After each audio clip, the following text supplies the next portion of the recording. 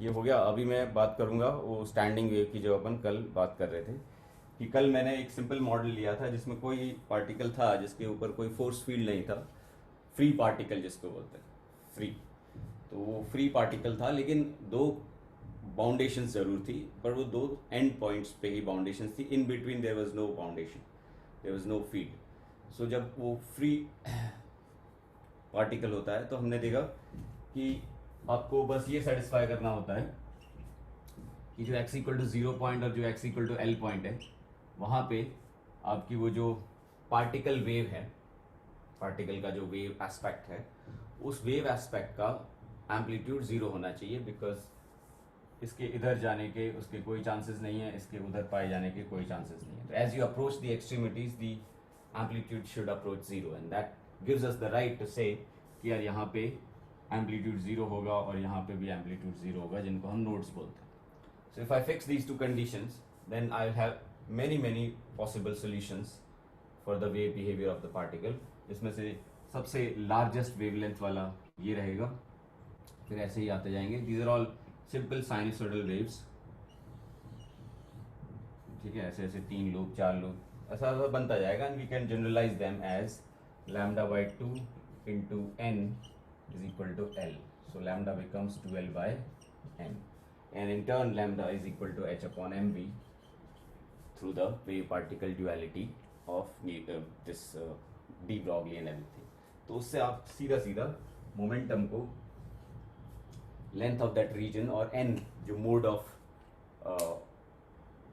Particle wave behaviour है, first mode, second mode, third mode, fourth mode, ये basically energy levels बन जाते हैं। तो n जब लीस्ट है तो एनर्जी लीस्ट है, n जब ज़्यादा ज़्यादा तो ये सब एनर्जी लेवल्स है। तो नील्स बोर क्या बोलता था कि एनर्जी लेवल्स है सर्कुलर ऑर्बिट्स, ठीक है। बट क्वांटम मैकेनिकल मॉडल क्या बोलता है कि energy levels are basically not paths, that they are not paths, circular paths or some other kind of paths. They are probability distribution के varieties, wave functions. So every different wave function gives you a different energy for the particle. And in this simple case, which is we have taken it as a model, तो हमने देखा कि momentum ऐसा आ रहा है NH upon 2L, ठीक है। थोड़ा थोड़ा दिख रहा है ऐसा, वन डायमेंशनल है इसलिए इसमें एंगुलर मोमेंटम का एक्सप्रेशन नहीं है। But you can understand little bit कि when you go to 3D then there will be restriction on the angular moment. हमें वो सब चीज़ें करनी नहीं है, बट एक मेंटल पिक्चर उससे हमें मिलेगा कि how the dots are connected is actually. तो angular momentum NH upon 2 pi something, पता नहीं, तो ऐसा कुछ आ रहा है, ठीक है। बिकॉज वो पाई क्यों नहीं आ रहा? Because it's not a 3D region, it's just one dimensional region, तो obviously they won't be pi. But in real जो हमारा स्पेस टाइम है हमारे अराउंड, वो हमें पता है 3 डायमेंशनल होता है। तो NH अपॉन 2L बन गया। फिर अपन चाहे तो काइनेटिक एनर्जी भी निकाल सकते हैं p square by 2m use करके। So n square h square by 4l square into 2m, so it becomes n square h square upon 8ml square. So this is the kinetic energy, यानी energy of nth level is n square h square upon 8ml square, constant हो गया।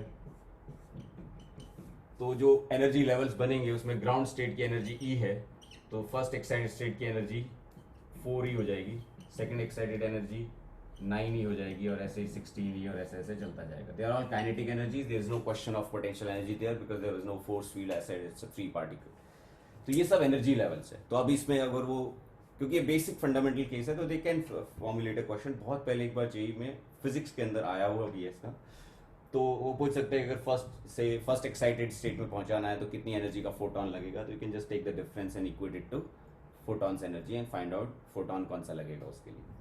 But this is the idea in this simple one dimensional model where there is no force field.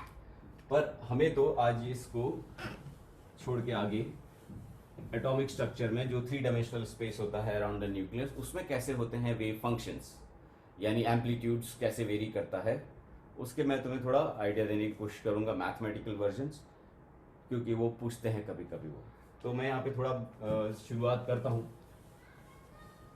I hope ये लिख लिया होगा तुमने, ठीक है, you can calculate that. But आगे बढ़े हैं तो हमने ये सबसे पहले लाइन लिखनी है जो मैंने शायद कल भी तुम्हें लिखाई थी, कि जो क्वांटम मैकेनिकल इक्वेशंस हैं वो सबसे पहले क्या करती है, वो सबसे पहले फाइंड आउट कर लेती है wave functions of electron around the nucleus. Wave functions of the electron in the space around the nucleus. दूसरी लाइन लिखो. These wave functions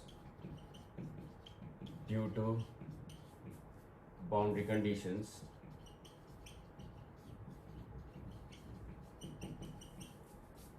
are of some specific kind.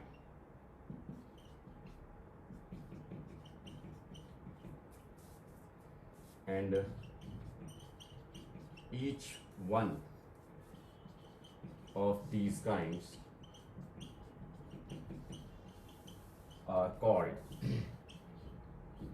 orbitals.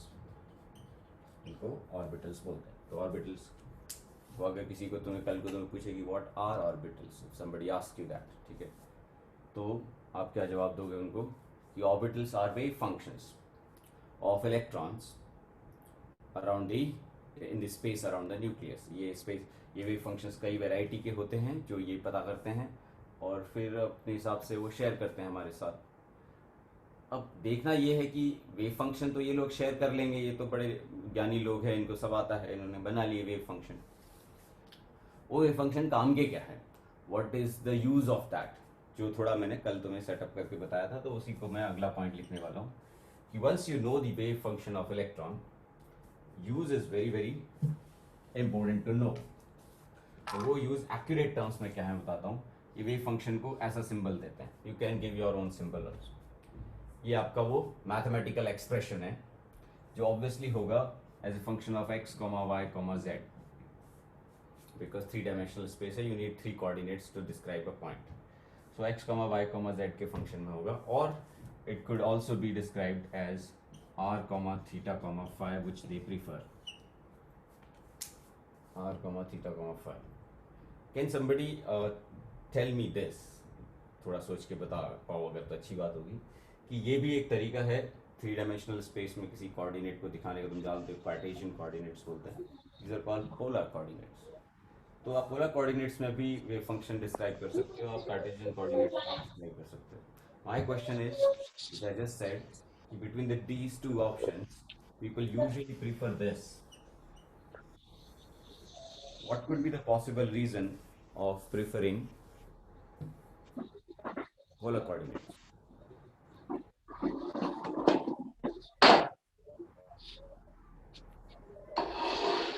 Mic mute करो सुबह, तुम्हारा क्या आवाज आ रहा है, कुछ बहुत पूछना है.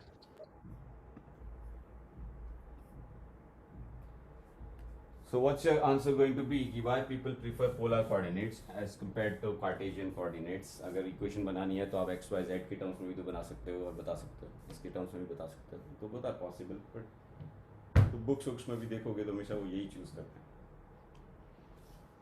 सर हाँ सर जो आर वाला हमारा पैरामीटर है हाँ वो सिमेट्री की वजह से वो कॉमन हो जाता है. हाँ. तो ये सिमेट्री जो है वो किस वजह से आती है? आर वाली सिमेट्री क्यों आती है, एक्स वाई जेड वाली सिमेट्री क्यों नहीं आती? सर क्योंकि एक्स वाई जेड में हम एक लाइन पे जा रहे हैं जो कि डिस्टेंस से वो हो रहा है, लेकिन ओरिजिन के लिए हर पॉइंट जो इक्वल डिस्टेंस पे वो इक्वल है, मतलब एक एस्पेक्ट से, जैसे हाँ, न्यूक्लियस गुड के लिए. Good point. तो I will push it further कि ओरिजिन से जो पॉइंट्स इक्वल डिस्टेंस पे हैं, ठीक है, वही पॉइंट्स सिमेट्री क्यों दे रहे हैं? Why not those points are giving symmetry to the distribution of amplitude which are suppose on lying on one line? अगर ऐसा होता तो हमारा ये अच्छा हो जाता ना. ऐसा क्यों है, मतलब उसका क्या रीज़न हो सकता है, फिजिकल रीज़न क्या हो सकता है कि जो पॉइंट्स ओरिजिन से इक्वल डिस्टेंस में they are giving symmetric values of wave function? Sir electrostatic force हाँ, डिस्टेंस से चेंज होता इलेक्ट्रोस्टैटिक जो फोर्स फील्ड है, जो थोड़ी देर पहले मैंने वन डायमेंशनल जो रीजन लिया था उसमें मैंने बोला there is no force field, but हमें पता है जब आप एटम के अराउंड न्यूक्लियस के अराउंड स्पेस की बात करो तो वो स्पेस जो है वो बिल्कुल सिमेट्रिक स्पेस नहीं होता. वो स्पेस में इलेक्ट्रिक फील्ड है और वो force field inverse law follow करता है आर के साथ. तो इसका मतलब there is this spherical symmetry in the force field and that impacts the wave functions of the electrons, probability distribution eventually the electrons, वो हम बाद में आएंगे, पर wave functions of the electrons, and they becomes the reason for the spherical symmetry in the mathematical equation. इसलिए अगर आप ये वेरिएबल्स यूज करोगे थोड़ी इक्वेशन फ्रेंडली बनती है, ये वेरिएबल करते हो तो गंदी गंदी बनती है, बाकी बनते हो तो उसमें भी जाएगी. So we skip this, we don't use this, we use polar coordinates. But हमें वेव फंक्शन पोलर कोऑर्डिनेट्स के टर्म्स में आपको मान लो दे दिया, बोले ठीक है दे दिया. आप तो इस पॉइंट में ये सिखाने वाले थे कि वेव फंक्शन का करेंगे क्या, व्हाट गुड इट इज, काम का क्या है. हमें उसका वो काम करना नहीं है, उससे वो काम निकलवाना नहीं है, that's not in our syllabus. पर हमें ये पता होना चाहिए कि काम का क्या है. ठीक है, इट्स जस्ट लाइक कि कोई बोले कि न्यूटन सेकंड लॉ से एक्सेलरेशन आता है, ये पता होना चाहिए, लेकिन एक्सेलरेशन निकालना सिलेबस में नहीं है. This is what I am trying to say. ठीक है, तो क्वालिटेटिव पिक्चर आप जेई सिलेबस क्लियरली अगर देखोगे तो उसमें साफ साफ लिखा है कि quantum mechanical model of atomic structure का qualitative picture, which means fundamental principles कैसे काम करते हैं वो आपको पता होना चाहिए, पर उनसे एग्जैक्टली काम निकलवाना नहीं है आपको. ठीक है, तो मैंने ये बोल दिया ये वेव फंक्शन है. अब इनका रूल क्या है क्वांटम मैकेनिक्स का, बोलते हैं कि वेव फंक्शन अगर आपको मिल जाए, जो ये वो देंगे आपको या जो भी, उसका फायदा ये है कि अगर आप उस वेव फंक्शन की वैल्यू को स्क्वायर कर दो, ऐसे लोग मॉड करके स्क्वायर करते हैं, बट जो भी ठीक है, मॉड्यूलस का स्क्वायर, स्क्वायर मॉड्यूलस जिसको, तो ये जो वेव फंक्शन का square, I will just use square of wave function. ठीक है, स्क्वायर ऑफ वेव फंक्शन जो है वो आपको देता है probability density. So please understand this, probability नहीं, प्रोबेबिलिटी डेंसिटी. मतलब सपोज एक वन डायमेंशनल रीजन की मैं बात करूं और आपको अगर वेव फंक्शन पता था as a function of x, तो आपको किसी एक स्पॉट एक्स पे आपको वेव फंक्शन पता था, at a point of coordinate x. तो आप अगर इसको मल्टीप्लाई कर दो dx से, तो आपको पता चल जाएगा probability of finding the particle where between x and x plus dx. ठीक है, अगर वन डायमेंशनल रीजन था तो, जैसे वो 1D मैंने जो पहले बताया था, 1D box. But if it is a 2 dimensional region you might have to use dx dy, and if it is a 3 dimensional region तो आपका रूल ये हो जाएगा, सॉरी ये स्क्वायर क्या नहीं, तो स्क्वायर करो. ठीक है, और उसको मल्टीप्लाई करो इससे, तो बोले कि dx dy dz, which is actually dv. And if you're using the polar coordinates then you will take a thin shell. ठीक है ना, वो भी मैं लिखवा देता हूँ कि आपका वो जो साइन स्क्वायर वो लो और उसका मल्टीप्लाई करो 4πr² dr से, तो आपको एग्जैक्टली आइडिया आ जाएगा कि उस पर्टिकुलर थिन शेल के अंदर जिसका रेडियस r है, ये वॉल्यूम है उसका, dv, कितनी प्रोबेबिलिटी होगी. तो इम्पोर्टेंट चीज़ क्या है कि एम्पलीट्यूड वेव फंक्शन का square is not probability of finding the electron, it is probability density. That's rule number 1. ठीक है,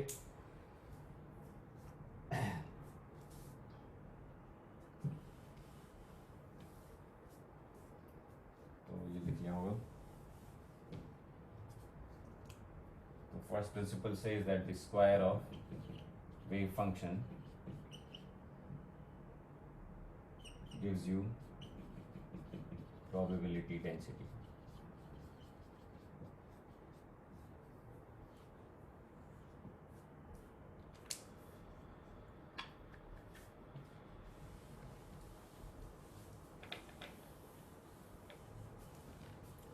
तो उसके बाद हम आगे बढ़ते हैं और ये क्वांटम नंबर्स वगैरह हम पढ़ेंगे. तो लोगों ने जब वो सॉल्व किए इक्वेशंस ऑफ क्वांटम मैकेनिक्स, तो उनके बाद धड़ाधड़ ऑर्बिटल्स आए, जैसे कल आ रहे थे वैसे वैसे ऑर्बिटल्स आए. ठीक है, बस ये 1 डायमेंशनल रीजन्स हैं, वो 3 डायमेंशनल रीजन्स हैं. तो ये जब ऑर्बिटल्स आए तो उनके इक्वेशंस कैसे थे उसकी मैं थोड़ी यहाँ पे बात कर रहा हूँ, और मैं ग्राफिकली ही बात करूँगा. मैं यहाँ पे एक ग्राफ बना रहा हूँ, यहाँ पे वेव फंक्शन है और ये r है. So what I am telling you is the wave function as a function of r, not as a function of theta and phi. It's called radial wave function. And इसकी strategy कैसी है मैं बता रहा हूँ. जो total wave function है r theta phi वाला, वो पूरा का पूरा एक्सप्रेशन एक साथ मैं तुम्हारे सामने नहीं डालने वाला हूँ, मैं उसको दो में स्प्लिट कर रहा हूँ। एक टिपिकल ऑर्बिटल हमेशा डिस्क्राइब किया जाता है as a product of radial orbital यानी radial wave function and angular wave function. तो थीटा फाइव वाला टर्म अलग, आर वाला अलग, और उनके प्रोडक्ट को अपन टोटल वेव फंक्शन बोलते हैं, जो अपन यूज कर सकते हैं to get the probability density. तो मैं यहाँ पे सिर्फ और सिर्फ रेडियल वेव फंक्शन की अगर बात करूँ तो रेडियल वेव फंक्शन जो है ऐसा है, तो इसको बोलते हैं n is equal to 1 और l is equal to 0. We also call it popularly as 1s orbital. ठीक है, ये न्यूक्लियस है, वहाँ पे रेडियल वेव फंक्शन की वैल्यू मैक्सिमम, और जैसे जैसे न्यूक्लियस से दूर जाते हो रेडियल वेव फंक्शन डिके होता है and it tends to zero at infinity. You will notice one very specific point about this wave function कि शुरू से लेके एंड तक कहीं पे भी नोड नहीं है, नो रेडियल नोड. ये 1s की बात हो गई, ठीक है. और जो साइन है वेव फंक्शन का वो भी पूरे रीजन में ऑन दिस साइड पॉजिटिव ही है. हालांकि तुम ये जरूर सोच रहे होगे कि साइन क्यों इंपॉर्टेंट है इतना. It's definitely not significant at this stage, क्योंकि आप ऐसे भी स्क्वायर करने वाले हो. बट साइन कहाँ सिग्निफिकेंट होगा, जब आगे हम केमिकल बॉन्डिंग पढ़ेंगे डाउन द लाइन. तो जब आपस में एटॉमिक ऑर्बिटल्स ओवरलैप होते हैं और मॉलिक्यूलर ऑर्बिटल्स बनते हैं, बॉन्ड्स बनते हैं, तो वहाँ पे साइन सिग्निफिकेंस रखता है. एटॉमिक स्ट्रक्चर में साइंस का कोई मतलब नहीं, क्योंकि एनीवेज आपको उसका स्क्वायर करना है. तो मैं वेव फंक्शन ऑफ 1s तुम्हारे सामने रिवील कर चुका हूँ. अब दिमाग में रखना, कभी वो ग्राफ पूछे कि किसका ग्राफ है, ये तो आप टिक कर सकते हो, ये 1s का ग्राफ है. मैं अब बनाने वाला हूँ 2s का. तुम दिमाग में ये सोच रहे हो कि सर ऐसे तो हम लोग किस किस का ग्राफ याद रखेंगे, थक जाएंगे. बट एक बड़ा अच्छा सा पैटर्न है, उसकी वजह से तुम्हें आराम से याद रहेगा. अगर तुम रेडियल वेव फंक्शन बना रहे हो 2s का आर के साथ, तो भी आपको चालू नॉन जीरो वैल्यू से करना है और ऐसे बनाना है, ठीक है. तो इसका मतलब इसमें एक नोड है, ऐसा है, फिर ऐसे है, और इन्फिनिटी पे जीरो हो जाएगा. एंड नाउ आगे मुझे बताने की जरूरत नहीं है. अगर तुम 3s का कर रहे हो तो you start with non zero, तो अब वही फील हो रहा होगा, बस आपको वो नोड्स बढ़ाते जाना है. you'll have 2 nodes here.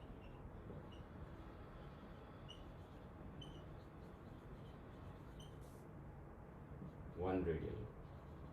तो कभी भी तुम्हें किसी भी s ऑर्बिटल का रेडियल वेव फंक्शन बनाना हो तो you start from a certain height और फिर ऊपर नीचे करते जाओ, ठीक है.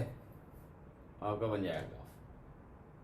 जितना तुम आगे वाला s जाओगे, 4s 5s 6s, उतना ही तुम्हें x एक्सिस को बार बार क्रॉस करना पड़ेगा, ठीक है. तो ये s ऑर्बिटल्स के रेडियल वेव फंक्शंस कवर कर लिए हमने. इसमें कोई भी डाउट है तो पूछ सकते हो.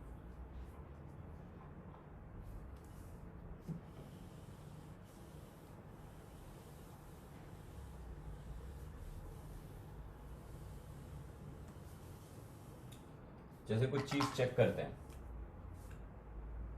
एक स्टेटमेंट लिख रहा हूं कि for 1s orbital electron probability of finding it, finding it मतलब electron, finding it at nucleus tends to 0.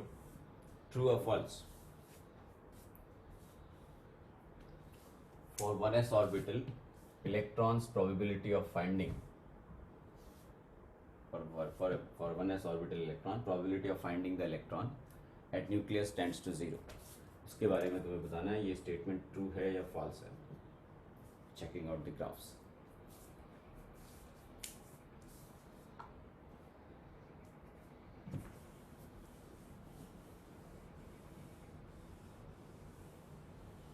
True sir. True है, दैट्स ट्रू, ट्रू है। yes it is true. I'm not talking about wave function. अगर मैंने ये लिखा होता कि for 1s orbital, ये एक स्टेटमेंट है, for 1s orbital wave function of electron at nucleus tends to 0, so this statement would be false. As you can see clearly, as you move towards the nucleus, at nucleus wave function की value doesn't tend to 0, it tends to this certain value. ये statement false है, but वो वाला सही है, क्योंकि मैंने तुम्हें बताया वेव फंक्शन जो है वो प्रोबेबिलिटी नहीं होता. प्रोबेबिलिटी ऑफ फाइंडिंग इलेक्ट्रॉन लाना है तो क्या करना है, वेव फंक्शन का स्क्वायर करना है और फिर उसको वॉल्यूम से मल्टीप्लाई करना है, यानी ऐसा थोड़ी देर पहले लिखा है अभी तो. So when you approach the nucleus, this term tends to 0, no? This is not tending to 0, but this tends to 0. So probability will definitely tend to 0. इसका मतलब for every orbital, probability of finding the electron at the nucleus tends to 0. That's for sure. Because probability density अलग चीज़ है, but probability, entire value of probability of finding the electron will definitely tend to 0 because of this term vanishing as you approach nucleus. So nucleus is a point basically, ठीक है? Sign origin. तो जहाँ volume ही नहीं है, volume जहाँ tends to 0 होगा वहाँ obviously electron के होने के चांसेस भी टेंड्स टू 0 हो जाएंगे. तो ये कन्फ्यूजन नहीं होना चाहिए. अच्छा वो पूछ लिया मैंने, तो ये निकाल देते हैं. तो अब ये तुम समझ चुके होगे कि भाई 1s जितने भी s ऑर्बिटल्स हैं उनकी वेव फंक्शन नॉन जीरो होती है eight the nucleus. But remember, don't get confused with the probability of finding at the nucleus, because wave function is not the probability, it guides you to the probability by taking the square and multiplying with the 4 pi r square. तो ये बात हो गई 1s orbital, 2s, 3s, 4s की. मैं यहाँ पे इनको मिटा देता हूँ और साथ साथ में तुम्हें अदर पार्ट भी बता देता हूँ, क्योंकि अभी कंप्लीट नहीं हुआ है. 1s ऑर्बिटल कंप्लीट नहीं हुआ है because I need to know इनके एंगुलर वेव फंक्शंस, क्योंकि टोटल वेव फंक्शन जो है 1s ऑर्बिटल का is not this which I have shown you, या 2s का या 3s का is not this. It's actually multiplied by theta phi term. ठीक है, तो एंगल के साथ कैसे प्रोबेबिलिटी वेव फंक्शन चेंज होता है, एम्पलीट्यूड कैसे चेंज होता है एंगल के साथ. तो एस ऑर्बिटल के लिए बहुत बेस्ट चीज़ होती है. अगर आप किसी भी एस ऑर्बिटल की बात करो, इन जनरल कोई भी s orbital, n s, all n s के लिए जो साई थीटा फाई होता है इज कांस्टेंट है, कोई फर्क नहीं. And same also. So 1s और 2s का angular wave function exactly same होता है, 3s का भी उतना ही होता है और कांस्टेंट भी होता है. It doesn't depend on theta phi, just a constant term. तो ये पॉइंट प्लीज नोट कर लो, ठीक है. कोई भी एस ऑर्बिटल लो, theta phi term is constant and it's also same, तो इट्स इंडिपेंडेंट ऑफ एन. ठीक है.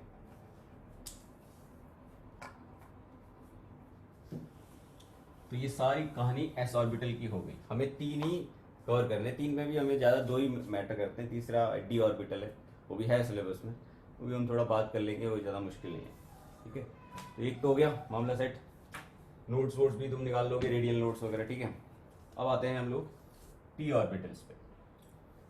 मैं यहाँ पे ग्राफ बना रहा हूँ रेडियल वेव फंक्शन का, और ये radial wave function P orbital का बनाया जा रहा है. तो ये कुछ ऐसा होता है, ऐसा वेव फंक्शन रेडियस के साथ कैसे चेंज हो रहा है, डिस्टेंस फ्रॉम द न्यूक्लियस के साथ कैसे चेंज हो रहा है. Big difference that you will notice कि सारे एस ऑर्बिटल्स का वेव फंक्शन नॉन जीरो था एट द न्यूक्लियस, लेकिन पी ऑर्बिटल्स का वेव फंक्शन न्यूक्लियस पे जीरो होता है. It increases becomes maximum somewhere and then tends to zero. ठीक, और ये कौन सा पी ऑर्बिटल है, ये सबसे पहला वाला पी ऑर्बिटल जो हमें पता है n is equal to 1, l is equal to 1, यानी 1p नहीं होता है, 2p.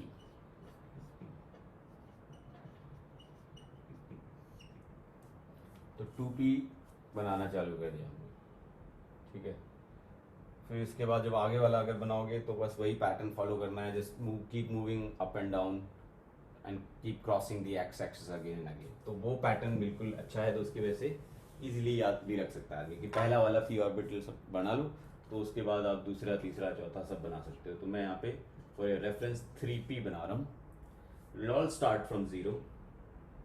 It'll go up a bit and then something like this. ठीक है, ये हो गया आपका नोड।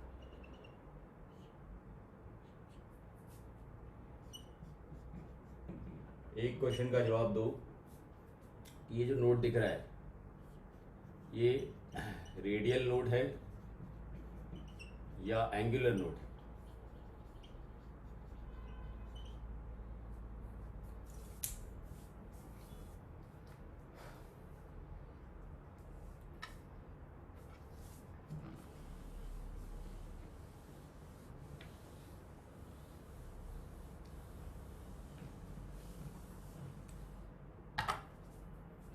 रेडियल नोड है ना, सबको समझ में आ रहा होगा। It has to be radial node, क्योंकि आर के साथ फंक्शन बनाया है और वो जब वैनिश होगा तो वो रेडियल नोड ही कहलाएगा। एंगुलर नोड इन ग्राफ्स में दिखेगा भी नहीं। एंगुलर नोड मतलब एंगुलर वेव फंक्शन जहाँ पे जीरो होता है। एंगुलर वेव फंक्शन की जो इक्वेशन है उसके जीरो होने के जो रूट्स होते हैं उन रूट्स को अपन एंगुलर नोड्स बोलते हैं। ये रेडियल वेव फंक्शन के जीरो होने का एक रूट है, वो हमने देख लिया। ये वाला जो तुम पी ऑर्बिटल देख रहे हो इसके रेडियल वेव फंक्शन में कहीं पे भी नोड नहीं है, और तुम चेक भी कर सकते हो। आई एम श्योर तुम्हें सबको फॉर्मूला आता होगा नंबर ऑफ रेडियल नोड्स का, तुम वेरीफाई भी कर सकते हो ये सारे graphs. Number of radial nodes का फॉर्मूला होता है n minus l minus one.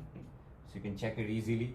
जब इसके ऊपर लगाया जाएगा तो 0 रेडियल नोड आएगा, इसके ऊपर लगाया जाएगा तो 1 रेडियल नोड आएगा। You can all verify that. And if you are trying to see where are the angular nodes in these, you shouldn't be seeing, because वो इसमें दिखते भी नहीं है।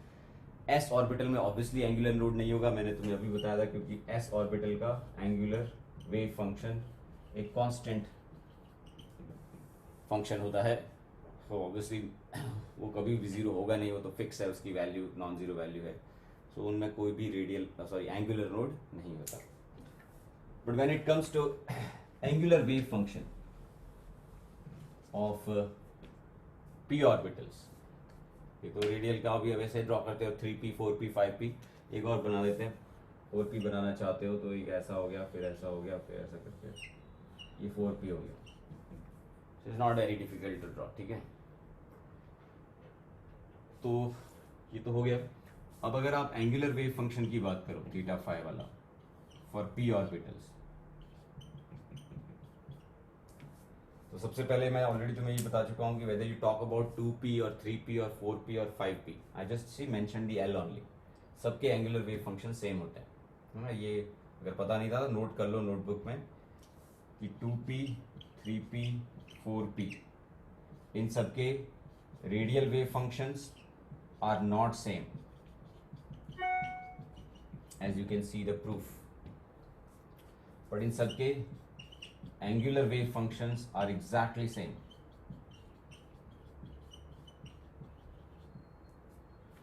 तो जो एंगुलर वेव फंक्शन है वो हमेशा जो एजिमुथल क्वांटम नंबर है ना उसी पे डिपेंड करता है, उसका प्रिंसिपल क्वांटम नंबर से कोई कनेक्शन नहीं है। They can always make an option like that in the multiple choice question कि angular wave function depends on which quantum number, so you can very clearly highlight it only depends on azimuthal quantum number. थोड़ी देर बाद हम जाके देखेंगे it depends on the third quantum number also, but it definitely doesn't depend on the principal quantum number, ठीक है। 2 3 4 से उसका कोई लेना देना नहीं। तो जो भी पी ऑर्बिटल्स हैं उन सबके जो एंगुलर वेव फंक्शंस है थीटा फाई, वो अब कांस्टेंट नहीं होते, थीटा फाई पे डिपेंड करते हैं। तो मैं instead of giving you the mathematical forms जो हमारे काम के नहीं, मैं सिर्फ ड्राइंग बना देता हूँ, उससे तुम्हें समझ में आ जाएगा। वैसे आती है तुम्हें ड्राइंग, ये ऐसे होता है। जब आप ऐसा बनाते हो तो उससे थोड़ा काफ़ी विजुअली मिल जाता है कि ये है आपका एंगुलर नोड, क्योंकि इन सब पॉइंट पे वेव फंक्शन यानी amplitude of the standing wave zero है इन सब पॉइंट्स पे। जो तुम्हें लाइन दिख रही होगी पर वो लाइन नहीं, वो एक्चुअली प्लेन है, ठीक है। और ये जो पॉइंट है इस पॉइंट पे मैक्सिमम प्रोबेबिलिटी होती है। तो as you move towards this side probability बढ़ती है एंगल के साथ, यहाँ पे जीरो जा रही है और जैसे जैसे ऐसे आओगे बढ़ती जाएगी और यहाँ पे मैक्सिमम होती जाएगी। तो एक तुम्हें थोड़ा क्वालिटेटिव पिक्चर आ जाएगा कि कैसा होता है इनका। तो एंगल के साथ वेरी तो करेगा। एज यू कैन सी वो साइन थीटा कॉस फाई वगैरह पे डिपेंड करता होगा, क्योंकि थीटा इक्वल टू 0 पे मैक्सिमम और थीटा इक्वल टू 90 पे मिनिमम, ठीक है ना। तो जस्ट एक फील लेने के लिए, बाकी हमें कोई वो ज़रूरी नहीं है, बिल्कुल भी आना कोई ज़रूरी नहीं है, बट ये जानना ज़रूरी है जो मैंने यहाँ लिखा कि जो एंगुलर वेव फंक्शन है are exactly same of all p orbitals. Angular wave functions are exactly same of all s orbitals. All s orbitals के कांस्टेंट होते हैं, they don't change with angle, theta phi का term ही नहीं होता उनमें। पर पी ऑर्बिटल्स के जो रहते हैं उनमें थीटा फाई के टर्म रहते हैं। We don't need to know the exact theta phi के terms, but we need to know how many times the probability become zero, यानी नोड्स कितने हैं वो पता होना चाहिए। और मैं रिकॉल करवा लेता हूँ, तुम्हें पता होगा number of angular nodes for any orbital is equal to l. As it's quite evident, इसमें n का कोई टर्म नहीं है, n पे डिपेंड नहीं कर रहा है, क्योंकि एंगुलर वेव फंक्शन कैसा है उसका प्रिंसिपल क्वांटम नंबर से कोई कनेक्शन नहीं है। सर यस सर सर ये जो angular sorry radial wave function का ग्राफ है हाँ, वो एक पॉइंट पे नेगेटिव वाई एक्सिस की तरफ भी जाता है, उसकी सिग्निफिकेंस क्या होती है? ये जो अभी मैंने मिटाया यहाँ पे वो ना, हाँ हाँ ये ऐसा है ना, जैसे ऐसा बनाया था राइट। राइट। तो ये वेव फंक्शन था, रेडियल वेव फंक्शन आर के साथ। तो यहाँ से लेके यहाँ वाले जो पॉइंट्स हैं, इन सब पॉइंट्स पे वेव फंक्शन की वैल्यू अपन बोल रहे हैं पॉजिटिव, ठीक है, और इन सब वैल्यूज इन पे negative. So this good question कि भाई what about the negative values का meaning, what does it mean, ठीक है। तो मैं यही बोलूँगा, it depends on the, mic off कर दो, ठीक है, डिस्टर्बेंस आ रहा है कुछ। It's an interesting question, first of all. Second, it has an equally interesting answer, but that answer will look interesting to person who has a much broader knowledge of mathematics in general. Mathematics in general. जैसे कई बार लोग बोलते हैं ना कि real numbers, complex numbers, है ना, imaginary numbers, but तुम्हारा मैथमेटिक्स का नॉलेज कैसा है उसके हिसाब से पहले मैं थोड़ा सेट समझा देता हूँ तुम्हें, फिर I explain other way also. कि अपन बोलते हैं real numbers, imaginary numbers, right, complex number को इमेजिनरी बोलते हैं। But as you learn more and more, जैसे जैसे तुम मैथमेटिक्स सीखोगे, कल सपोज आईआईटी में जाते हो तो मैथमेटिक्स एंड कंप्यूटिंग ब्रांच लेते हो या कोई ऐसी ब्रांच लेते हो computer science related, then you will realise कि दीज कॉम्प्लेक्स नंबर्स को हम जो ये इतना साल कोसते आए, इमेजिनरी नंबर्स हैं, मतलब नथिंग इमेजिनरी अबाउट इट। ऐसे देखा जाए तो हर नंबर इमेजिनरी। जैसे what is the meaning of -3, that is क्योंकि जो बच्चा जो बचपन में था वो पॉजिटिव नंबर समझता था, लेकिन जैसे ही नेगेटिव नंबर्स आते हैं एकदम अचानक से दुनिया बदल जाती है। What is the meaning of it, because it doesn't mean anything. You can have one marker, you can have two markers and you can understand what is 1 2 3, but there is no meaning of -1 markers. तो उस वक्त लोग कैसे बोलते हैं कि अरे यार -1 का मतलब क्या है। तो उस टाइप का ही डाउट एक बच्ची पूछ रही है प्रांजल कि भाई ये नेगेटिव नंबर्स का क्या मीनिंग है, आप जो बता रहे हो। तो तुम वापस जाओ अभी क्वांटम मैकेनिक्स के बाद और कंप्लेन करोगे you are giving us negative numbers, what does it mean, क्योंकि आप तो प्रोबेबिलिटी और ये सब, तो वो आपको याद दिलाएंगे कि देखो we clearly told you, you take the value of wave function and you square it. जब आप स्क्वायर करोगे तो जो आएगा ना उस चीज का फिजिकल सिग्निफिकेंस है। इस चीज का कोई फिजिकल सिग्निफिकेंस नहीं। इस नंबर का यहाँ जो वैल्यू आई है, जो सपोज यहाँ पे value I -3, doesn't mean anything, really doesn't mean anything, but it can mean a lot if you know the fundamental principle of quantum mechanics which says that the square of this means a lot। कि -3 का square करेंगे तो हमें पता है वो जो 9 आएगा ना वो आपको प्रोबेबिलिटी डेंसिटी देता है। which interestingly puts up this point कि सपोज इस जगह पे ये -3 आई वैल्यू और इस जगह पे +3 आई, तो ये जो स्पॉट है और ये जो स्पॉट है, इन दोनों ही स्पॉट में से किस जगह पे प्रोबेबिलिटी डेंसिटी ज्यादा होगी, उसका जवाब है same. And that's why earlier I was saying कि as far as the atomic structure goes, atomic orbitals goes, for us the values being positive and the values being negative has no difference, क्योंकि हमें कोई फर्क नहीं पड़ता, हमें anyways square से मतलब है। पर आगे जाके जब हम बॉन्डिंग पढ़ेंगे तो वहां पे इसका सिग्निफिकेंस आता है, वो मैं उस वक्त ले लूंगा तो बेटर रहेगा, ठीक है प्रांजल। पर ये बात जो तुमने पूछी कि भाई नेगेटिव का मीनिंग क्या है, तो हम बोलेंगे कोई मीनिंग नहीं है, इस पॉजिटिव का भी कोई मीनिंग नहीं, मीनिंग इनके स्क्वायर्स का है, ठीक है। ठीक है सर। तो बढ़िया है, ये समझ में आ गया होगा अभी, ठीक है। अभी ये मैंने जो पॉइंट बोले वो जरूर नोट कर लेना कि एंगुलर वेव फंक्शंस किस पे डिपेंड करते हैं। ये दो फॉर्मूले तो आई एम श्योर तुम्हें आते होंगे, बट इन फॉर्मूले से जो चीज़ें आ रही है वो ग्राफ्स में चेक करो।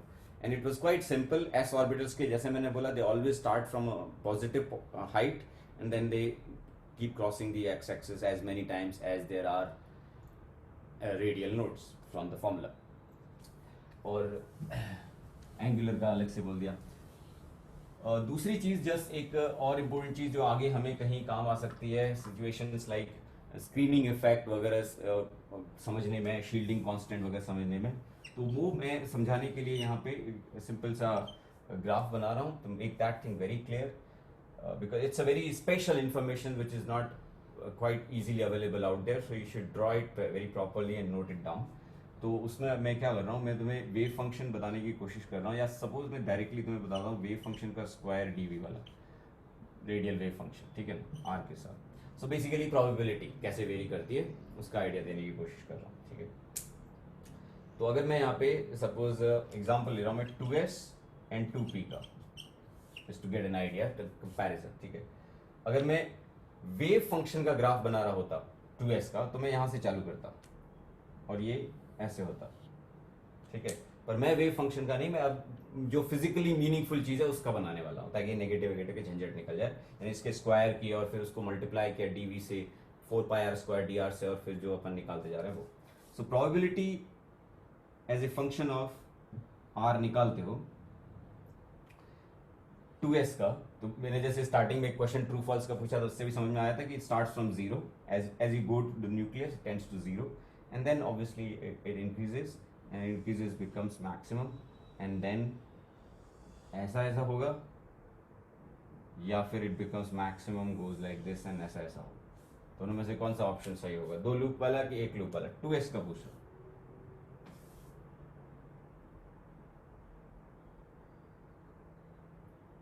दोनों में से कौन सा सही है? चलो ध्यान से देखना और मेरे को सही से जवाब देना, ये किसका ग्राफ है, और एकदम गलती नहीं होनी चाहिए। और ये प्रांजल बताएगी क्योंकि उसी ने डाउट पूछा था। इन दोनों में से कौन सा सही है? 2s के लिए बोल रहा हूँ।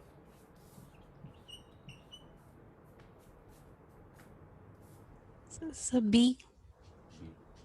2s के लिए, चलो काम करते हैं। और कोई बताना चाहेगा अभी कि दोनों भाई दोनों भी गलत हो सकते हैं, और दोनों वो भी ऑप्शन रख सकते हैं। तो सर दोनों गलत हैं। हाँ दोनों गलत है, क्योंकि 2s का वेव फंक्शन जो है वो ऐसा रहता है, अगर उसका स्क्वायर करोगे तो ये पॉजिटिव के तो पॉजिटिव हो जाएंगे, और फिर ये नेगेटिव के भी पॉजिटिव हो जाएंगे, और फिर डीवी करोगे तो हमें ये पॉइंट इससे मैच कर रहा है, थोड़ा मेरा स्केल पे नहीं है, ये पॉइंट और ये पॉइंट सेम है, और फिर वापस ऊपर जाके अब ऐसा करो। So this is what you wanted to draw, ठीक है। तो मैं यहाँ पे बोले नीचे नहीं आना चाहिए, वापस ऊपर ही जाना चाहिए, because I am drawing the square, the probability part. So पर 2 लूप होंगे, ये बात सही है, पर 2 loop, but both the loops should be above it. So मैं यहाँ पे ऐसे बनाया और फिर ऐसे। तो जितने भी प्रोबेबिलिटी के ग्राफ्स हैं वो तुम्हें हमेशा एक्स एक्सिस के ऊपर ही दिखेंगे, चाहे तुम कैसा भी ऑर्बिटल लो। पर जो वेव फंक्शंस के, because you should know both, जो वेव फंक्शंस के ग्राफ है हमेशा एक्स एक्सिस को टच करने के बाद नीचे जाएंगे 4th क्वाड्रेंट में, देन विल दे कम 4 2 4 4 1 4 1 4 1 ऐसे क्वाड्रेंट्स में चलते हैं। पर प्रोबेबिलिटी के वैल्यूज जो आप निकालते हो as a function of the thin shell, वो आपको ये आ गया, ठीक है। Now I will ask you this also कि सपोज यहाँ पे इस पर्टिकुलर पॉइंट पे ये वाली ये जो वैल्यू है, ये वैल्यू कुछ आई, let's say this value is lambda, ये हाइट। इस न्यूमेरिकल वैल्यू लैम्डा को वर्ड्स में कैसे डिस्क्राइब करोगे? तुम में से कोई बच्चा सोच के मुझे, इसको आप वर्ड्स में क्या है ये वर्ड, इसको वर्ड्स में आप कैसे डिस्क्राइब करोगे?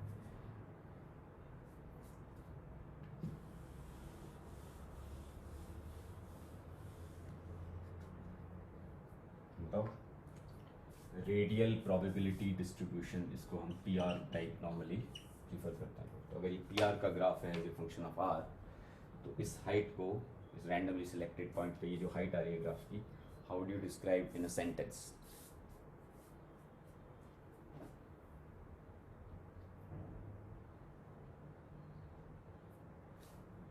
बोलो बोलो, गलत सलत जो भी हो आपको बोलने सर, का, बता देगा। हाँ न्यूक्लियस से R डिस्टेंस पे ऐसे कोई जाएंगे तो वहाँ पे एक शेल होगा।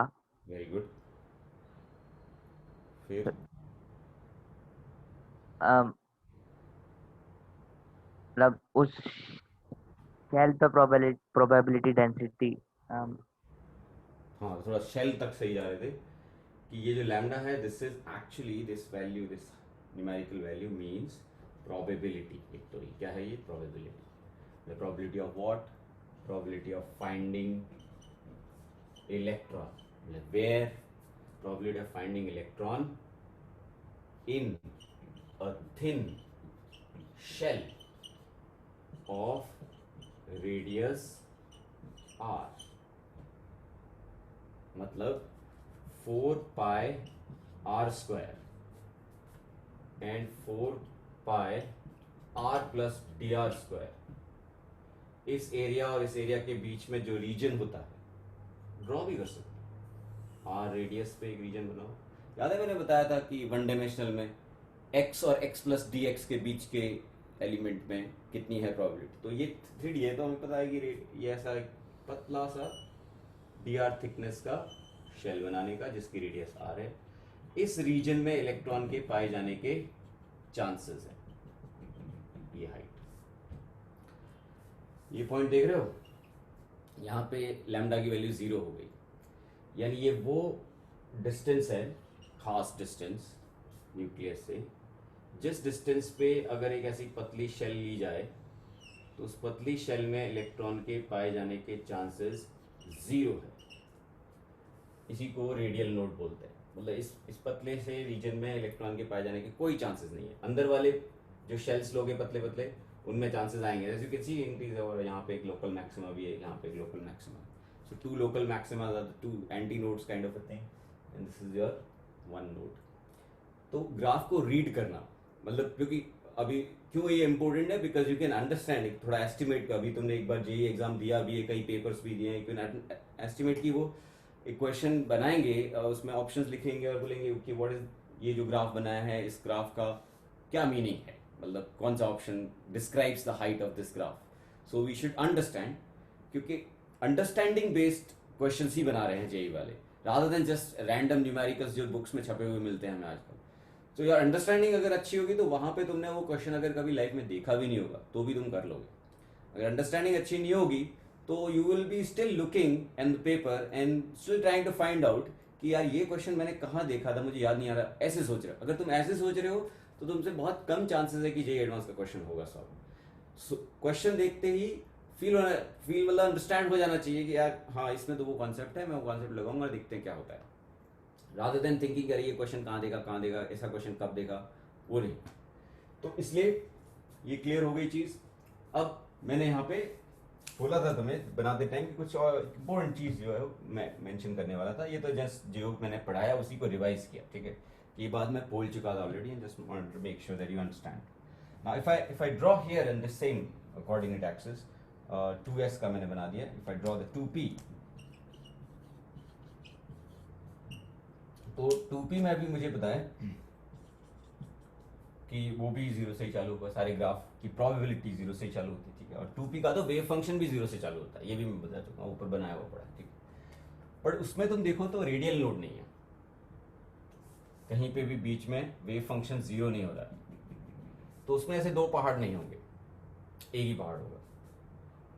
नाउ माय क्वेश्चन इज कि वो एक पहाड़ जो होगा प्रोबेबिलिटी के अंदर, जो मैक्सिमा आएगा, वो मैक्सिमा वाला जो थिन शेल है वो हमारे 2s ऑर्बिटल के मैक्सिमा वाले थिन शेल से पास में होगा या दूर होगा या वहीं होगा।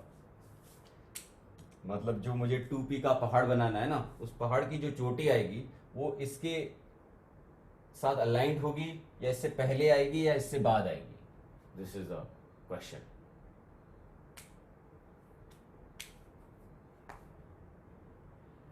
क्या लगता है? 2s है और वो 2p है. थोड़ी हेल्प करते तुम्हारी. ये बताओ 2s और 2p ऑर्बिटल्स में से which orbital is bigger?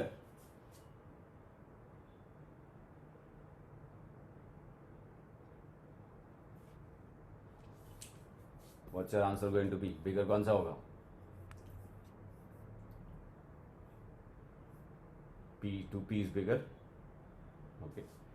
Do you remember studying this कि जो ऑर्बिटल की साइज है वो s या p पे डिपेंड करती है या प्रिंसिपल क्वांटम नंबर पे? ऐसा कुछ पढ़ा होगा ना लास्ट टाइम, याद होगा तुम्हें कि इसलिए प्रिंसिपल क्वांटम नंबर यानी n को लोग साइज ऑफ द ऑर्बिटल भी बोलते हैं. साइज ऑफ द ऑर्बिटल से कनेक्टेड, यानी जितना प्रिंसिपल क्वांटम नंबर बड़ा उतना लोग बोलते हैं size of the orbital is bigger. तो साइज से एसेंशियली मीनिंग ये है कि जो पीक प्रोबेबिलिटी शेल होता है, पीक प्रोबेबिलिटी शेल वो कितना दूर है. बिकॉज साइज ऐसा कोई स्पेसिफिक साइज तो वहाँ कोई ऑब्जेक्ट थोड़ी बड़ी, we know these are just wave functions. But peak probability region जितना ज़्यादा दूर होता है उतना हम लोग बोलते हैं कि वो ऑर्बिटल साइज में बड़ा है. ठीक है, बट ऐसा कोई साइज नहीं है ऑब्जेक्ट में, बट मीनिंग तो साइज का ही है. तो the word is being used by these people. अब क्योंकि इसका और इसका प्रिंसिपल क्वांटम नंबर सेम है तो ऑब्वियसली दोनों का पीक प्रोबेबिलिटी रीजन सेम जगह पे आना चाहिए. यानी 2p का जब मैं ग्राफ बनाऊंगा तो उसकी भी मैक्सिमा लगभग यहीं पे आनी चाहिए. ऐसा नहीं कि वो यहाँ आ जाए या यहाँ आ जाए, दैट्स नॉट अलाउड. हाँ, अगर 3p का बनाऊंगा तो उसकी मैक्सिमा बहुत दूर आएगी. ठीक है, 1s का बनाता है यहाँ पे तो उसका मैक्सिमा इतना दूर नहीं, वो पास में आएगा. And always count the bigger maxima. ठीक है, तो मैं यहाँ पे जब 2p का बनाता हूँ तो उसमें तुम्हें ये नोट करना है जो मैं अभी बोल रहा हूँ. 2p का ग्राफ जब चालू होता है 2s के कंपैरिजन में तो स्टार्टिंग में उसकी स्लोप कम होती, इसकी स्लोप ज़्यादा. You can check it if you know the functions, but वो फंक्शंस मेरे को पता है, मैं उस पर जा नहीं रहा हूँ, तुम्हें भी जरूरत नहीं. बट p ऑर्बिटल जो है उस कम स्लोप से चालू होता है. ऐसे लिख देते हैं जितना l ज्यादा, ये पॉइंट नोट कर सकते हो, जितना l ज्यादा, ठीक है, उतना d of probability, radial probability by dr at r tends to 0, not everywhere, slope in the beginning. ठीक है, as r tends to 0 near the nucleus, इसका मतलब होता है near the nucleus is less. So s orbital will start with a greater slope, p orbital will start with a lesser slope. d होगा, l और ज्यादा होता है उसका, तो वो और भी कम स्लोप से स्टार्ट होता है. तो कहने का मतलब कि p ऑर्बिटल कुछ इस तरह से चालू होगा, चालू होगा, चालू होगा, और फिर यहां जाके ऐसे हो जाए. Just notice a very very tiny difference in the maximas. जो p का मैक्सिमा है और जो s का मैक्सिमा है, 2s और 2p का, नॉट जस्ट जनरली p और s का, 2s का maxima shell, thin shell, and 2p का मैक्सिमा और almost at the same distance. That explains कि they are almost of equal size, they are equal size, इसलिए हम लोग कैजुअली बोल देते हैं very very tiny difference. But थोड़ा 2p का मैक्सिमा पास होता है, लेकिन very near the nucleus behaviour completely different है.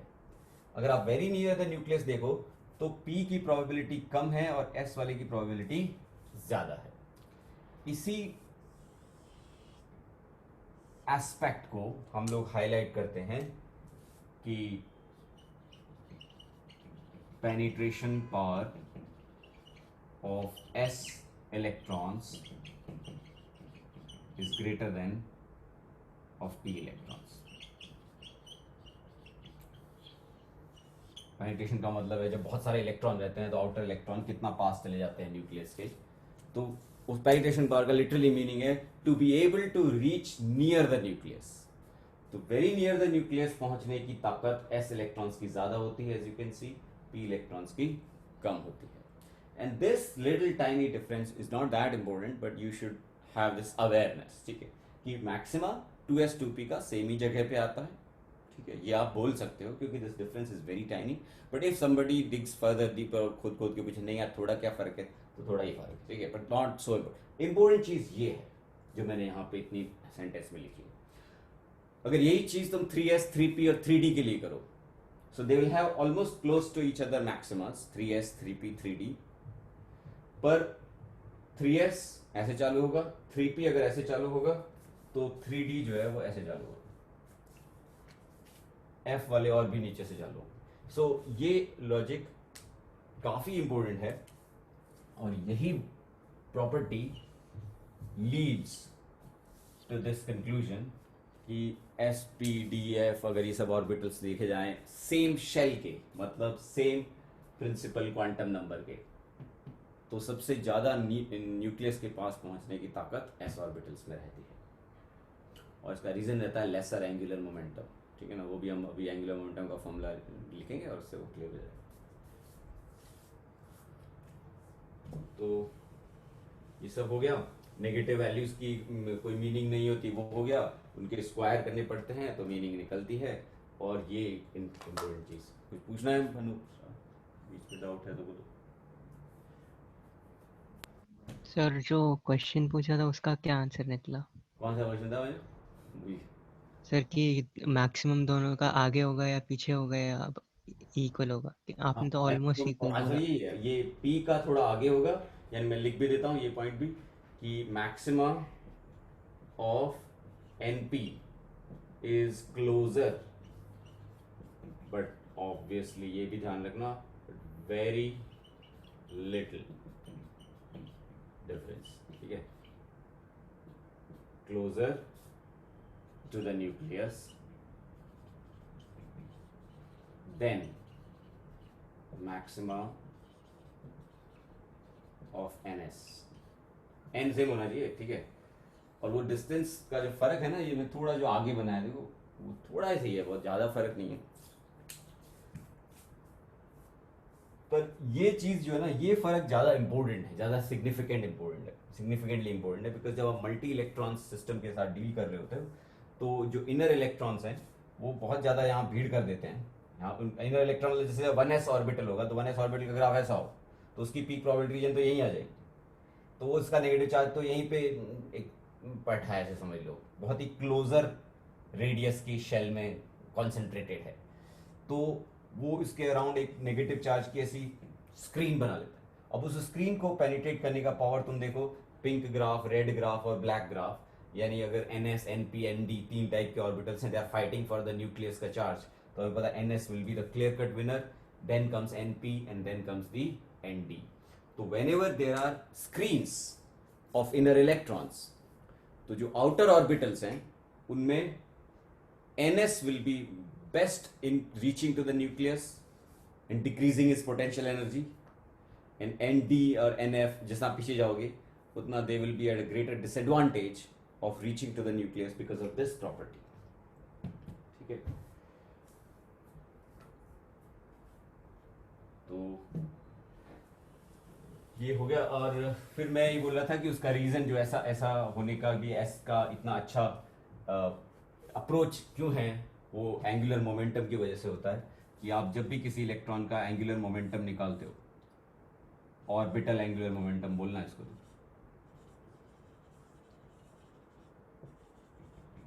तो एक सैंपल हमें दिया था नील्स बोर ने कि एंगुलर मोमेंटम निकाल के देता हूं, तो उसने NH/2 पाई दिया था। बट जब आप वेव फंक्शंस कैलकुलेट करके, इलेक्ट्रॉन के वेव फंक्शंस कैलकुलेट करके फिर आप एंगुलर मोमेंटम निकालते हो, हम नहीं निकालते, लोगों ने निकाला, हमें सिर्फ फॉर्मूला पता होना चाहिए, तो वो होता है √L × L+1 × H/2 पाई।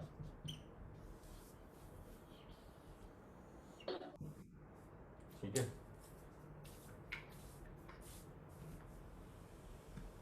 तो ये ऑर्बिटल एंगुलर मोमेंटम है।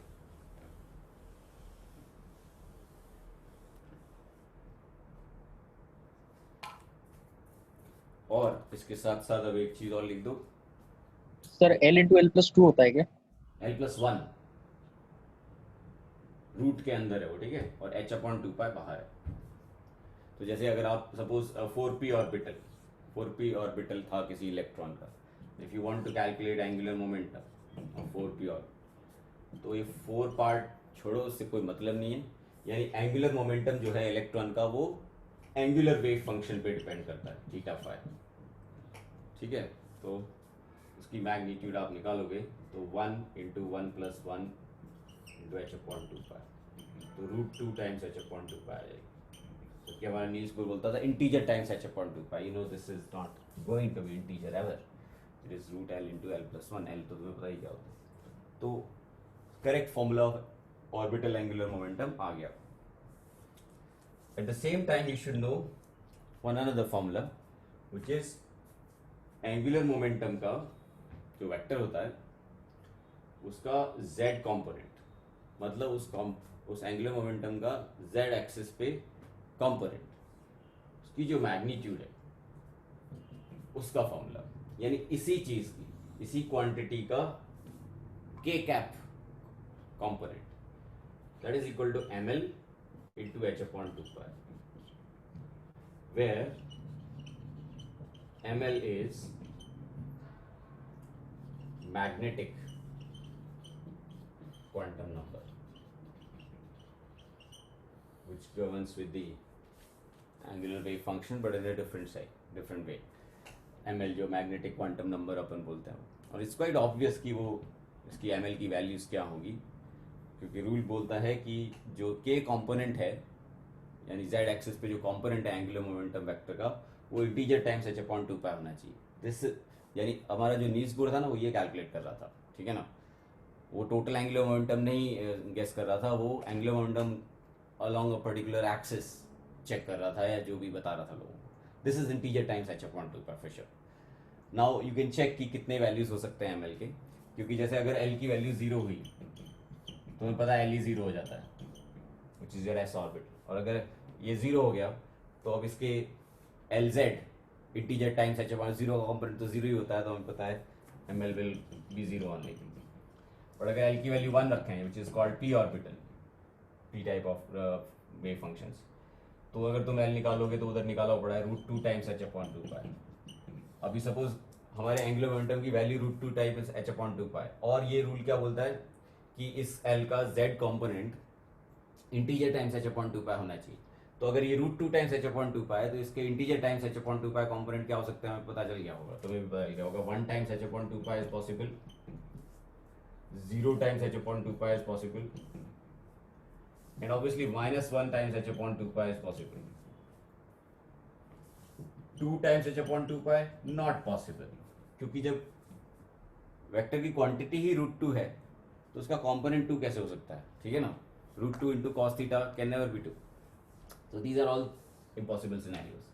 यही आपके बन जाते हैं px py और pz ऑर्बिटल्स, ठीक है ना। तो px py pz ऑर्बिटल्स में फंडामेंटली क्या फर्क है कि वो सब के सब सेम एंगुलर मोमेंटम रखते हैं, एंगुलर मोमेंटम सेम है, px भी p है, py भी p है और pz भी p है, मतलब L1 है। एंगुलर मोमेंटम सेम है, लेकिन उस एंगुलर मोमेंटम का z एक्सिस पे कंपोनेंट अलग है, which also means, ध्यान से सुनना, which also means कि px py pz का एंगुलर मोमेंटम सेम है मैग्नीट्यूड में, पर डायरेक्शन में अलग, तभी तो कंपोनेंट अलग है, ठीक है। सर रिपीट कर सकते हैं? हाँ करते हैं, तो ये थोड़ा कॉम्प्लेक्स है, मैं ये फॉर्मूले मिटा देता हूँ, बहुत इजी हो जाएगा। फिर ये बोल रहे हैं कि px ऑर्बिटल हो या py ऑर्बिटल हो या pz ऑर्बिटल हो, l तो इसका भी 1 है, l इसका भी 1 है, l इसका भी 1 है, which means angular momentum √2 times h/2 है, √2 टाइम्स h/2 है, √2 टाइम्स h/2 है, क्योंकि हमारा एंगुलर मोमेंटम का फॉर्मूला इधर लिखा हुआ है, l into l+1 into h/2। So magnitude of angular momentum is same, ठीक है।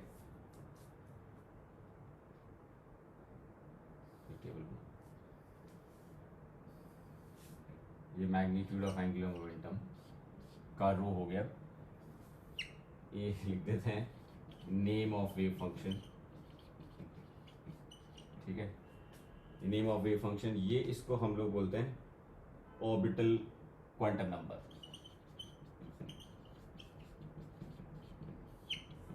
एजिमुथल क्वांटम नंबर भी बोला जाता है, ठीक है। एंगुलर मोमेंटम आ गया, नीचे मैं लिख रहा हूं एंगुलर मोमेंटम का z कंपोनेंट का मैग्नीट्यूड। तो वो z कंपोनेंट मतलब अगर कोई वेक्टर है जिसकी वैल्यू √2 टाइम्स h/2 पाई, तो उसका कंपोनेंट कैसे लाते हो? cos theta is equal to component, right? Theta is the angle between the vector and the z axis. तो अभी तुम खुद सोच सकते हो कि Lz के क्या क्या वैल्यूज हो सकते हैं अगर रेस्ट्रिक्शन ये डाल दी जाए कि इंटीजर टाइम्स h/2 पाई। ये है रेस्ट्रिक्शन। क्वांटम मैकेनिक्स का रूल क्या है कि Lz जो है वो स्ट्रिक्टली h/2 पाई का इंटीजर मल्टीपल होना चाहिए। तो अगर आपका कंपोनेंट टोटल एंगुलर मोमेंटम √2 है, तो उसके इंटीजर टाइम्स h/2 पाई क्या हो सकता है? 1 times h/2 pi, -1 times h/2 pi and 0 times h/2। चेक भी कर सकते हो एक चीज, √2 इंटू h/2 पाई cos थीटा। क्या मैं जनरल बता रहा हूँ, ठीक है? क्या होना चाहिए इनके हिसाब से? इंटीजर टाइम्स h/2 पाई। ये हिसाब, अब तुम अगर ये पूछोगे सही कहाँ से आया, ये कुछ नहीं, ये क्वांटम मैकेनिक्स का रूल है, because of the boundary conditions कुछ आता है, तुम्हें उसमें जाना नहीं। ये है, इसको बोलते भी हैं कुछ, इसको बोलते हैं स्पेस क्वांटाइजेशन। ये वर्ड यूज कर सकते हैं वो, बहुत ही डिफिकल्ट क्वेश्चन उनको अगर फ्रेम करना पड़ा तो। What is this rule called? क्या है रूल? क्या है मैथमेटिकली रूल? क्या है कि एंगुलर मोमेंटम, एक सेंटेंस बोलता हूं, ध्यान से सुनना। Angular momentum of electron should be integer times h/2 पाई। तो तुम क्या बोलोगे? ये झूठी बात है, ऐसा कोई रेस्ट्रिक्शन नहीं होता। Angular momentum need not to be integer times h/2 pi. Rule ये है कि एंगुलर मोमेंटम का component along the z axis must be integer times h/2 pi, और इस रूल को बोलते हैं space quantisation of angular momentum. So this term you might just want to remember if you're not understanding। मतलब reason तो मैंने बताया भी नहीं, तो कैसे अंडरस्टैंड करोगे? बट मैथमेटिकली अंडरस्टैंड कर रहे होगे, क्योंकि कंपोनेंट पे रेस्ट्रिक्शन डालना मतलब आप एंगुलर मोमेंटम की डायरेक्शन पे रेस्ट्रिक्शन डाल रहे हो, क्योंकि अलग अलग डायरेक्शंस में वेक्टर वही रहता है, बस उसका कंपोनेंट बदलता है। तो अगर आप बोल रहे हो कि नहीं यार कुछ कुछ कंपोनेंट के वैल्यूज ही अलाउड है, तो इसका मतलब आप इनडायरेक्टली क्या बोल रहे हो कि उस एंगुलर मोमेंटम के कुछ कुछ डायरेक्शन ही अलाउड है, बाकी अलाउड नहीं है। And those directions can be explored by here. ये h/2 पाई कैंसिल, यानी cos theta should be equal to integer time integer upon √2। अब अगर ये है रूल p ऑर्बिटल के लिए, तो बताओ कितने थीटास आएंगे जो इस कंडीशन को सेटिस्फाई करेंगे? सिंपल है ना भाई, 0/√2, 1/√2, -1/√2, 2/√2 नहीं आएगा, क्योंकि 2/√2 cos थीटा हो ही नहीं सकता। cos theta can never be greater than 2। तो 1/√2, -1/√2 एंड 0/√2 ये वो चीज़ है, ठीक है। तो ये एक टेबल p ऑर्बिटल्स के लिए। अब यही चीज़ अगर तुम d ऑर्बिटल्स के लिए करोगे, तो हम करेंगे नोट देम। ये वैल्यू L111 लिखे ना, 2 हो जाएंगे, ये भी चेंज हो जाएगा, ठीक है। और यहाँ फिर वो करके देख लेंगे हम लोग क्या निकल के आता है। अब अगर कुछ डाउट है इसमें तो बोलो, बिंदास बोलो, जो भी डाउट है। सर सर अगर हम ऐसा बोलते हैं कि नील्स बोर ने कुछ गलत अजम्पशन लिया, तो सर वो इस टाइप का अजम्पशन होगा कि ऑर्बिट सेम रह रहा है, जिसमें अगर पार्टिकल इलेक्ट्रॉन घूम रहे हैं, मतलब ऑर्बिट चेंज हो रहा होगा अगर हम पार्टिकल अज्यूम करते हैं नील्स बोर थ्योरी से। ऑर्बिट चेंज हो रहा होगा मतलब सर जैसे एक सर्कल हमने अज्यूम कर लिया, तो वो सर्कल में ही घूम रहा था जब पहली बार हमने अज्यूम किया। अब सर वो सर्कल कांस्टेंट नहीं रह रहा, सर्कल भी घूम रहा हो, ऐसा बोल सकते हैं? मैं समझ नहीं रहा हूँ, तो क्या पूछा एकदम वापस थोड़ा सोच समझ के सर और अगर अगर हमको पिन पॉइंट करना हो कि नील्स बोर ने गलत क्या अजम्पशन किया कि उसको ये मिल गया इंस्टेड ऑफ √2, तो सर हम ये बोल सकते हैं कि जो ऑर्बिट है वो सेम नहीं रह रहा, ऐसा बोल सकते हैं? हाँ, मतलब इन अ वे, हाँ, मतलब नील्स बोर की गलती ये होगी basically. It's an interesting question, but real answers to that this question will be hidden in the actual experiments which revealed to Niels Bohr कि ऐसा कुछ होना चाहिए. What I mean to say कि हम तो फॉर्मूले लिख रहे हैं. अभी देखो, इससे तुम्हें कम से कम ये एहसास तो होगा कि यार जो लोग रियल में क्वांटम फिजिक्स पढ़ते हैं या क्वांटम केमिस्ट्री पढ़ते हैं वो कितने कैपेबल लोग होते हैं जो इन चीज़ों के साथ डील करते हैं, ऐसी थ्योरीज बनाते हैं. At least will inspire you for your future endeavours कि हम तो यहाँ फॉर्मूले बना रहे हैं. Obviously there must be some guy who actually detected कि यार ऐसा होता है. Now question that I want to raise in response to अभी निशांत ने जो पूछा कि भाई रियली क्या हुआ होगा लैब में.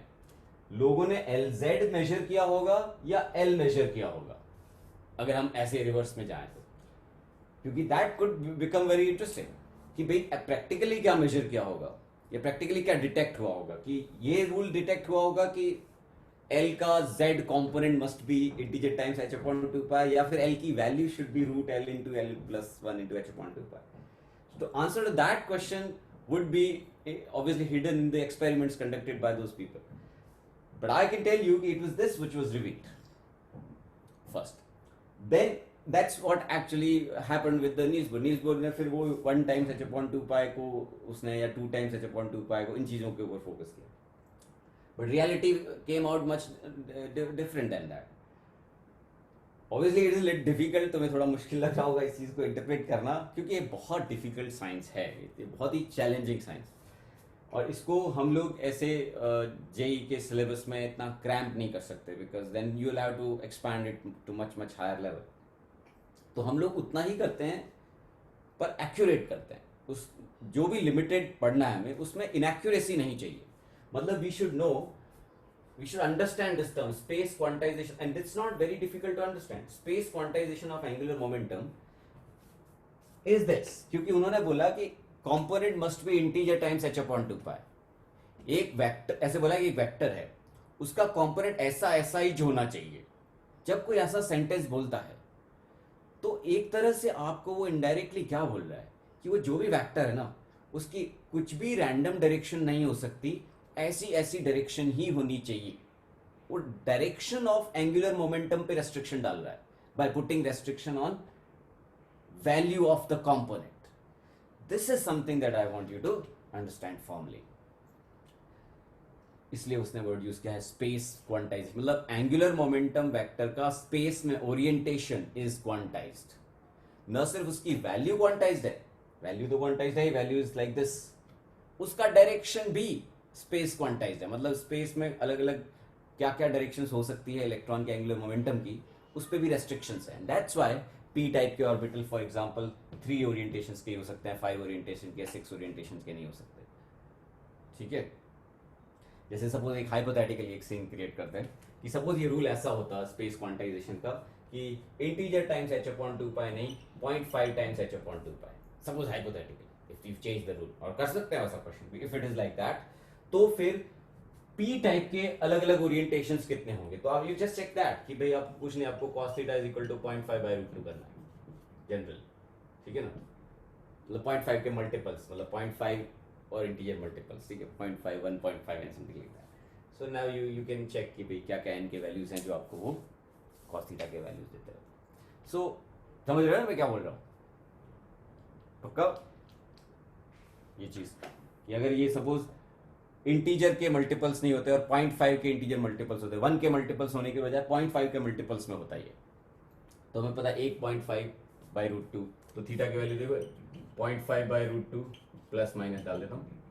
फिर एक थीटा का एक सेट आ जाता 2.5 यानी 1 बाई रूट 2 प्लस माइनस, और फिर अपन देखते हैं 1.5 by root 2 plus minus. But this doesn't satisfy. इसका मतलब ये सेट है, ये सेट है, 4 हो जाता है. और सॉरी 0 भी है ना, 0 बाई रूट 2, 1 3 और 5 ये रूल आउट हो जाता है because theta is can not be cos theta can not be equal to 1.5 by root 2. So कहने का मतलब ये हुआ कि इस टाइप के क्वेश्चंस कर पाओगे कि नहीं कर पाओगे, इमेजिन करो माइंड में, बिकॉज दे माइट आस्क. और एक नॉर्मल पर्सन के लिए काफ़ी मुश्किल होगा अगर तुम कर लोगे तो. पर यहाँ मामला तो कुछ ऐसा ही है कि नॉर्मल क्वेश्चन भी हम नहीं कर पा रहे. पहले तो उन पे वर्क करो, उसके बाद इन आइडियाज़ को छुओ और उसको एनालाइज करो, ठीक है ना। तो you have to gradually do all these things, कुछ भी छोड़ना नहीं, हमें ढंग से करना है। तो ठीक है, अपन थोड़ी देर में ब्रेक के बाद मिलते हैं, 7:15 बजे मिलेंगे अपन, ठीक है। तो अभी तुम थोड़ा रिजुविनेट हो जाओ और फिर अपन कर लेंगे और डी ऑर्बिटल का और ये डिस्कशन, ठीक है। तो that's going to be even more important. So let's meet at 7:15। चलो बाय।